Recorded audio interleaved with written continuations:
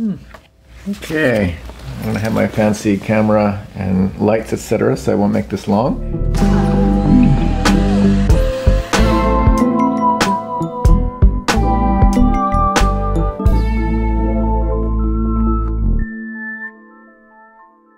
Just gave the Design and Tech Report at South by Southwest. I have made it a little different than last year.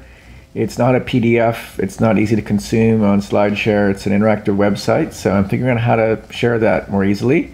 I'll do that maybe next weekend, or I'll trickle out some parts on designandtechreport.wordpress.com. What else? Key highlights. Inclusive design is not just good for the world, but good for business. And so I have some proof points in there. Hashtag Black Panther. And also, the artificial intelligence boom is pretty amazing. In general, if you don't use it every day, you don't think it's a big deal. But if you see what's happening out there, in aggregate, it's a serious transformation of how visual design will be performed in the future. So that's another topic. I put the two together as topics because you need inclusion, and AI is advancing.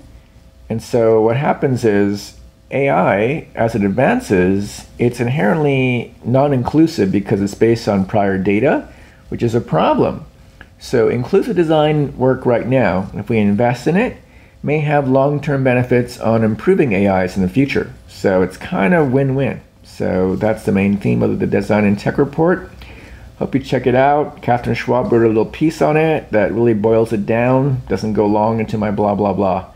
And I hope you check out what comes out in this channel that I'm trying to build right now and understand. I'm watching millennials do this YouTube thing. It's a little bit weird to me, but thanks for tuning in.